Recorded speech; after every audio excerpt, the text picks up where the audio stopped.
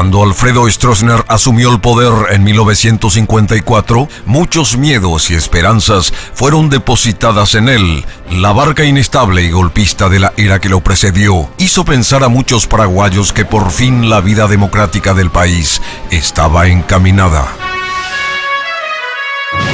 El tiempo desmintió tantas esperanzas cifradas en un hombre ídolo con los pies de barro al fin. Stroessner, en pocos años, cimentó lo que sería la estructura que terminaría soportando a su gobierno durante casi 35 años. Emuló eficientemente la doctrina de la seguridad nacional, limitó sus propios poderes formales e informales, proscribió al Partido Comunista y estableció mecanismos de controles internos, utilizando al Partido Colorado y a las Fuerzas Armadas de contrapeso.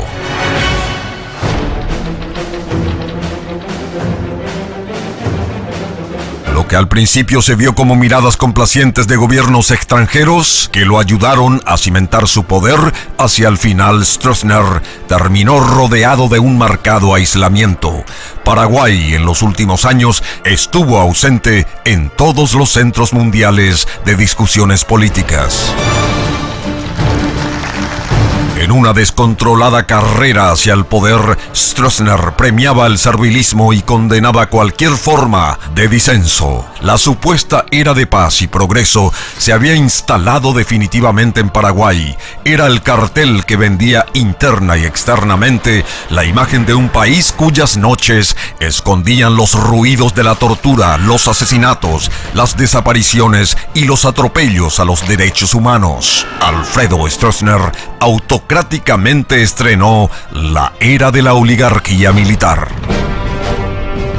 Si bien al principio los partidos políticos opositores se mostraron complacientes, con cada década que iba pasando terminaban acentuándose aisladas reacciones que culminaban en el exilio de reconocidas figuras del quehacer político, social y hasta cultural de nuestro país. El miedo y la desconfianza hacia todos y hacia nadie estaban hasta en la médula de los paraguayos. Por otro lado, los abusos de poder cometidos por la camarilla que rodeaba al depuesto mandatario era un insulto para el resto del pueblo. Las clausuras de medios como ABC Color y Radio Ñandutí encendieron aún más los ánimos de cientos de miles de paraguayos. La única defensa que empleaban muchos conciudadanos era solamente la fábrica de rumores con la que cada tanto tiempo se inventaba la muerte o alguna enfermedad terminal para Alfredo Stroessner. Finalmente, una de las cosas que detonó la bomba de Alfredo Stroessner fue la situación interna del Partido Colorado. La facción tradicionalista había sido desplazada por los militantes combatientes y estronistas, liderados por Sabino Augusto Montanaro, Adán Godoy Jiménez, Mario Abdo Benítez y J. Eugenio Jaquet, autoconsiderados el Cuatrinomio de Oro. La venida del Papa enfrentó definitivamente a la Iglesia Católica con el gobierno de Alfredo Stroessner. Las tensas relaciones entre Iglesia y gobierno solo colaboraron a hacer sentir más aún el descontento en todo el país, una nación con marcados sentimientos espiritualistas. Las Fuerzas Armadas, manejadas por deseos y satisfacciones domésticas, oficiales que no podían hacer carrera y encima la peligrosa sospecha de que Alfredo Stroessner miraba con complacencia a su futuro sucesor, Gustavo Stroessner, fueron los últimos hechos para la estocada final al gobierno del exmandatario. Nosotros, gran parte de las Fuerzas Armadas en aquel entonces, mucho antes de febrero, hemos decidido conformar una gran fuerza que podría llevarse a cabo un movimiento para traer al pueblo paraguayo la libertad y la democracia tan largamente acariciada y anhelada por el pueblo. La represión a la libertad, a la prensa, todo eso creó un ambiente de malestar que felizmente nosotros detectamos eso, ¿verdad? Las razones nacionales teníamos probablemente hasta casi la misma cantidad de habitantes fuera del país que se le han imputado razones que no eran la realidad, supuestos comunistas, supuestos izquierdistas, y sencillamente eran gentes que tenían deseo de ser partícipe del destino de este país. Estratégicamente el golpe comenzó a prepararse en las mismas narices de Alfredo Stroessner. Altos oficiales de las Fuerzas Armadas empezaban a hacer su trabajo en silencio y con mucha eficacia. Enero de 1989 fue un mes movido en actividades políticas para Alfredo Stroessner y la facción liderada por el Cuatrinomio de Oro, mientras algunos colorados manifestaban que nada ni nadie iba a desalojarlos del poder. Mario Abdo Benítez anunciaba que Sabino Augusto Montanaro sería nuevamente candidato a la presidencia de la Junta de Gobierno por deseo de los presidentes de seccionales. 3 días antes del golpe, Stroessner era invitado a inaugurar una seccional colorada donde iban a estar reunidos 100.000 republicanos para decir presente mi general. Mario Abdo Benítez amenazaba una vez más con movilizar a milicianos para reprimir una concentración que tenía que realizarse el 11 de febrero en la Plaza Italia. La fábrica de rumores después sugirió que el general Andrés Rodríguez había reaccionado cansado del manoseo, debido a que Alfredo Stroessner lo había pasado a retiro. Sin embargo, tal cosa no se habría efectivizado porque Rodríguez no acudió a ver a Stroessner, alegando estar con una de sus extremidades enyesada. Otras informaciones, hoy recopiladas, dan cuenta de que, sin embargo, el golpe ya se había estado gestando meses antes. La fecha inicial del golpe se ha establecido luego de un minucioso análisis y apreciación de la situación para la madrugada del 3 de febrero. Nosotros todas las noches, ya pocos días antes de las acciones, enviábamos a oficiales que se iban entre dos siempre, que eran los que fueron los comandantes de pelotones después, ¿verdad? Se iban, por ejemplo, al edificio Zodiac, que está en 14 de mayo y Paraguayo Independiente. Y allá en el último piso hay un restaurante. Ellos quedaban hasta el cierre del restaurante y ahí, en vez de bajar, subían a la azotea y con prismáticos observaban todo el movimiento que había en la policía, en todos los accesos. Igualmente la policía motorizada, investigaciones, hasta inclusive teníamos gente apostada en el techo del Teatro Municipal, hasta inclusive en el techo de la catedral y en el techo del arzobispado. Me disculpen, pero es la realidad, estoy contando la verdad. La situación para los paraguayos rayaba ya en el descontento general, sumado a un marcado aislamiento internacional. Las Fuerzas Armadas se agitaban inquietas por los manoseos a que eran sometidas. Pases a retiros y faltas de ascensos estaban llevando las últimas gotas a una copa que se rompió el 2 y 3 de febrero y fue finalmente el pase a retiro de una importante cantidad de oficiales lo que terminó de decidir lo que 6 meses antes se había estado planeando.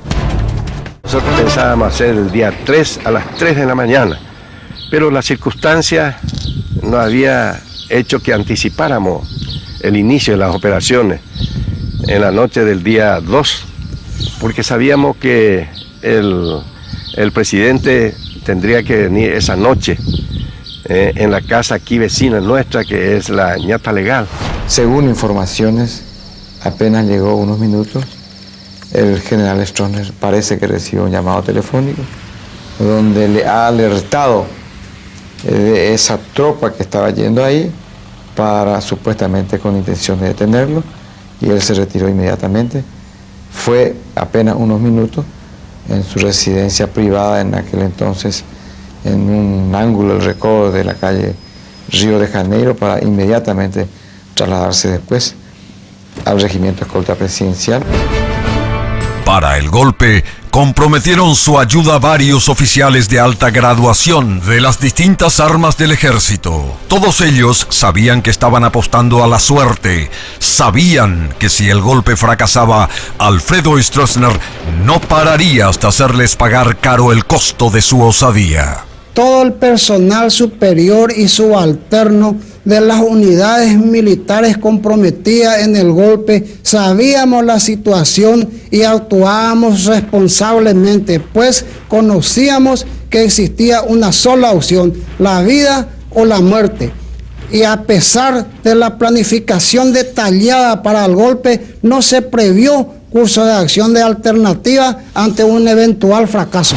Y posiblemente podíamos ser con toda mi familia tumba NN.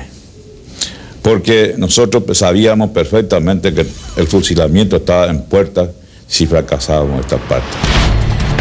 Jueves 2 de febrero de 1989, la tarde quemaba con su sol de verano. La población asuncena se preparaba para un largo feriado por el viernes que iba a ser el día de San Blas. Gente joven y adulta, mezcladas entre los rumores que se dejaban oír, igual habían planificado sus actividades entre San Bernardino y los clubes de Asunción. A la noche en el Sportivo Iteño iba a actuar Luis Miguel. Esa tarde del 2 de febrero, como todas las tardes, Alfredo Stroessner estaba en la casa de Francisco Feliciano Duarte, alias Manito, a donde había ido en compañía de su chofer Pedro Miranda, su guardaespaldas Soler y su amigo Salvador Turimus Messi. En este lugar, como siempre, jugó con sus amigos al tute y luego se dispuso a partir a la residencia de Ñata Legal, donde iría a visitar a sus hijas. Aunque las opiniones hoy día estén divididas, no faltan los que aseguran que un llamado alertó a Alfredo Stroessner en la casa de Ñata Legal que un golpe de Estado se estaba gestando. Salimos y vinimos directo hacia Lilio. Salimos hacia Lilio, venimos por Lilio hasta República Argentina hasta Mariscal López y Mariscal López a la residencia. Bueno, nosotros llegamos a la escolta. El general Ruiz Díaz estaba ahí frente a la escolta, al lado del portón de entrada. Ahí llegamos y quedamos. Entonces mi general abrió la portezuela, él, y como para bajar, bajó un lado de la pierna allá afuera, como para bajarse, ¿verdad? Y se le acercó ahí el general Ruiz Díaz, le dijo: mi general, acá la escolta no le ofrece ninguna seguridad, me le dijo. ¿Por qué no vamos al comando en jefe? Es más seguro. Y bueno, vamos, le dijo mi general. Entonces, él subió otra vez la pierna y cerró la portezuela. Y le dijo a don Turi, que estaba a mi lado, Turi le dijo: ¿por qué no se baja nomás usted, queda acá en la guardia? Va a estar mejor, le dijo. Y se bajó y se quedó ahí. Nosotros fuimos al comando en jefe. El general Luis Díaz le siguió a pie. Finalmente, sin embargo, Alfredo Stroessner terminó resguardándose en el comando en jefe, edificio ubicado entre el batallón escolta y el Ministerio de Defensa. Aparentemente este sitio era más seguro para él, para su familia y para los hombres que lo acompañaban. El ministro de Defensa, general Germán Martínez, el general Fretes Dávalos y el general Ruiz Díaz, además del coronel Miers. Prácticamente era todo silencio en ese momento, porque para no delatar el lugar donde uno estaba, todo silencio. Estaba un tanque ahí abajo, ya en ese momento, que primero estuvo un tanque de la escolta, pero después se retiró de ahí, y luego vino un tanque de la caballería. El general Lino Oviedo ya había sido. Poco después de las 22 horas ya se iniciaron los enfrentamientos. El cuartel central de policía, el batallón escolta presidencial y el palacio de gobierno eran los sitios donde leales y rebeldes medían sus fuerzas. A las 22:20 horas de la noche, Radio 1 de Marzo fue ocupada por las fuerzas rebeldes, al igual que los canales de televisión que interrumpieron sus transmisiones. A las 9:30 más o menos de la noche. 9:30 de la noche, donde todo era calentar los motores y nuevamente todos los detalles para que el acontecimiento sea perfecto. Seguíamos con las hurras. Luego partimos todos encolumnados, en fila, por ruta de Chaco.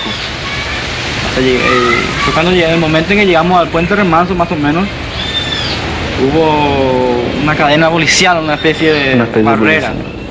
Querían atajar la columna, el movimiento de los tanques. Esa parte yo lo presencié muy bien porque era como mi tanque, el 711, era el tanque que encabezaba la columna. O sea que más bien de los 32 tanques que venían atrás mío, el mío era el cabecilla, digamos. Enfrente. Y donde vimos la barrera policial tratándonos de detener, que nosotros teníamos órdenes de no parar en ningún caso, en ningún momento. O sea que nuestras órdenes eran salir de Cerrito, llegar al regimiento escolta y activar, disparar. Yo, por comunicación directa con la señora Cuantaramada, recibí la orden de realizar disparo de ráfaga de 3 tiros por el barranco del palacio. Porque el señor comandante, antes de la salida del buque hacia la bahía, me indicó a que trate de no dañar el palacio, me dijo textualmente. Los buques no hicieron fuego sobre el cuartel general, hicieron sobre la cuartelería del Palacio de Gobierno. Y fueron fuegos muy bien dirigidos. Se hizo fuego con cañones de 40 milímetros, los Bofors 40-60. Y fueron al principio intimidatorios. Pero después, cuando se volvió muy resistente ahí en Palacio de Gobierno específicamente, el buque, al mando del capitán Gregorio Recalde, hizo fuego sobre esa parte del Palacio de Gobierno. Ahora, fuego nocturno es un fuego muy difícil de realizar.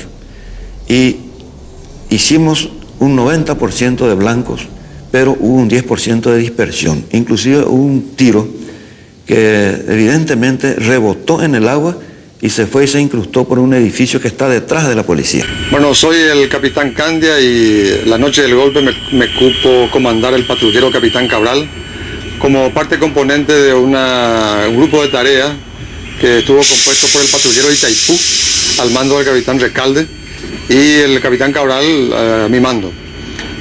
Una vez recibida la misión, entramos en la bahía de Asunción para apoyar, con apoyo de fuego naval, a las tropas de tierra terrestres que estaban realizando el ataque a la policía y al Palacio de Gobierno. Esa circunstancia que se presentaba en ver vidas inocentes que estaban en nuestros ojos, en nuestros brazos, porque yo he traído soldados heridos, otros muertos, para sacarles del lugar en que se encontraban y procurar recuperar vidas, justificaba plenamente entrar sin armas y hablar con ellos y decirles: señores, dejemos de matarnos injustamente por gente que no merecen pelear. Y decirles también que nosotros estábamos con una gran superioridad bélica.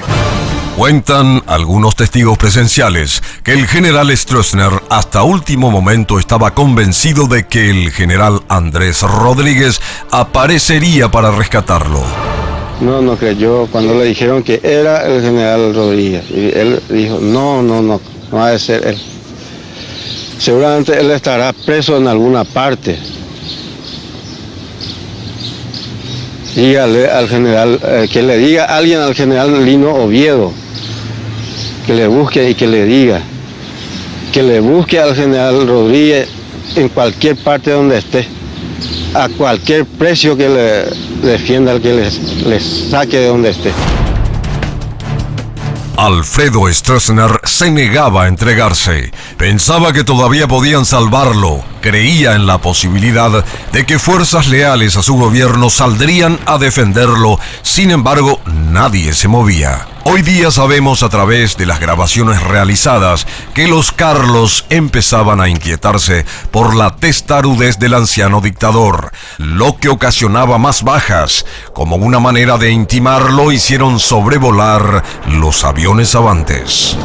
Si alguna duda tuviese todavía que la Fuerza Aérea estaba acompañándonos en aquel instante, que íbamos a hacer levantar el vuelo de los Avanti y que le íbamos a hacer 2 pasadas y que la tercera pasada ya iba a ser con cohete o con bomba. Al mismo tiempo, el combate recrudecía y en el centro de la ciudad arreciaban los enfrentamientos entre leales y rebeldes. A partir de la 1:25 de la madrugada se empezó a emitir la proclama del general Andrés Rodríguez cada 10 minutos. A las 2 de la mañana se sumó también Radio Cáritas, dando difusión a dicha proclama. Por el respeto a los derechos humanos, por la defensa de nuestra religión cristiana, católica, apostólica, romana. Esos son lo que yo le estoy ofreciendo con el sacrificio del soldado paraguayo a nuestro querido y valiente y noble pueblo paraguayo. Ellos también estaban sintiendo las tensiones que nosotros sentíamos, ¿verdad?, de nuestros subalternos.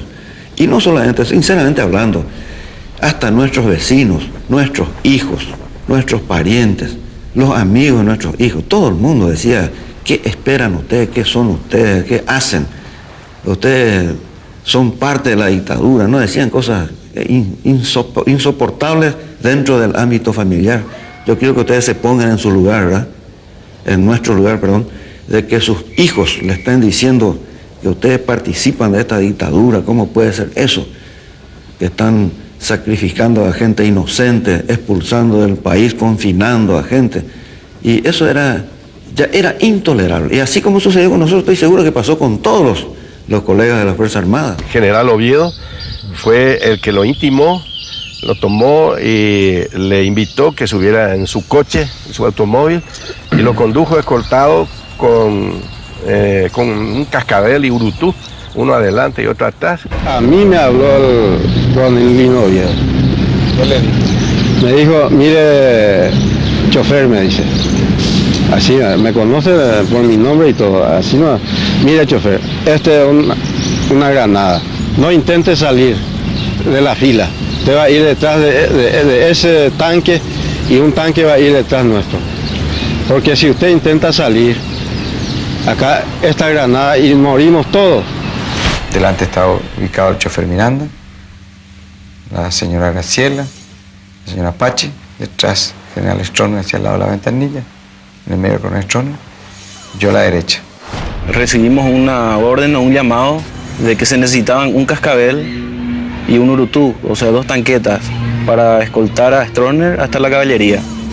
Fue en ese momento que fuimos hasta el Estado Mayor, donde estaba en ese entonces general del ejército, don Alfredo Stroessner, y fue cuando recibimos las órdenes de Lino Oviedo, lo cual yo pude apreciar mucho, o sea que, no sé, me hizo sentir muy grande, digamos, en el sentido del tono de voz, o el tono de mando que hizo, que fue que él iba a ir dentro del auto con Stroessner, 2 señoras, o que no recuerdo su nombre o no sé quiénes son, y también estaba su hijo y el chofer.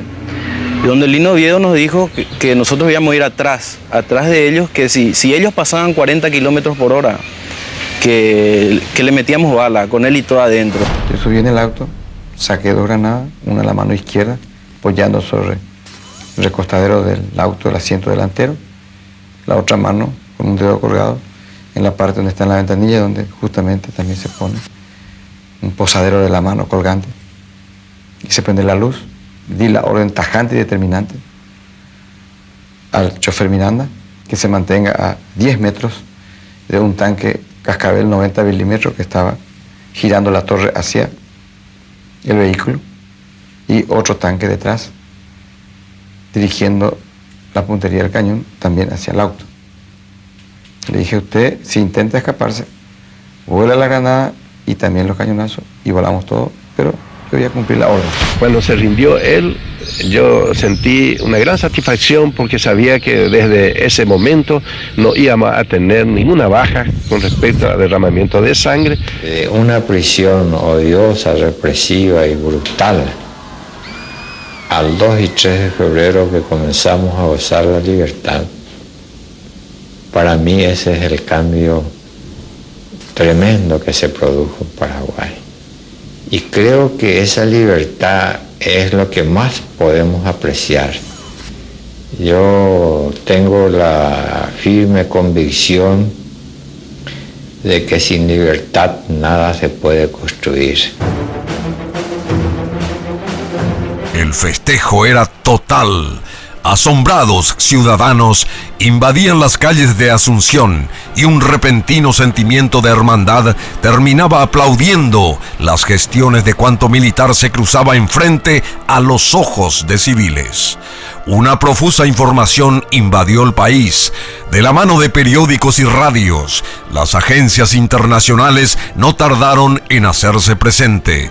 Paraguay, después de más de 3 décadas, volvía a ser noticia. Los cables noticiosos daban cuenta del golpe, subrayando el hecho de que, paradójicamente, era el consuegro de Alfredo Stroessner quien había decidido acabar con tantos años de tiranía.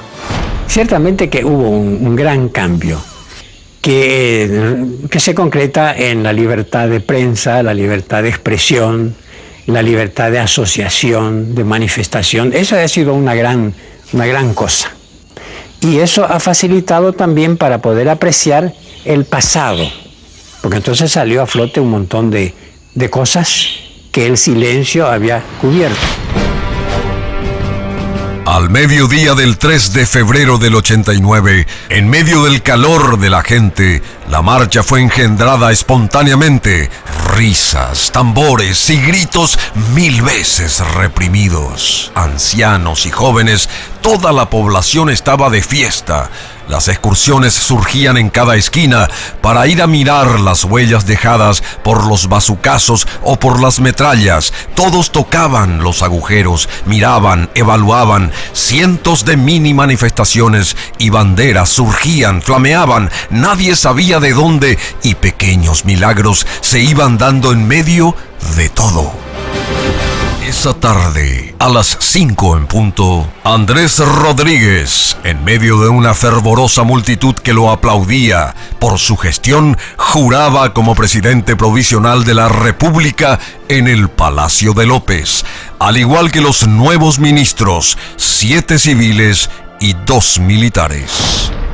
Un largo domingo fue aquel 5 de febrero, fecha marcada para la salida del país de Alfredo Stroessner. Finalmente Brasil había decidido hospedarlo y fue un vuelo de líneas aéreas paraguayas el que lo llevó fuera del Paraguay a Alfredo Stroessner, acompañado de su hija Graciela, su hijo Gustavo y su nuera Pachi Heikel, además de una comitiva compuesta por algunos de sus guardaespaldas y el hasta ese entonces ministro de Relaciones Exteriores, Rodney Elpidio Acevedo. Alfredo Stroessner subió peldaño a peldaño la escalera de líneas aéreas paraguayas y partió del país, a sufrir probablemente un sentimiento que miles de exiliados por su política habían padecido antes. Lo que todos deseamos, lo que el pueblo es vivir en paz y comenzar a caminar hacia el desarrollo que todos necesitamos, todo este campo, tantos campesinos que están viviendo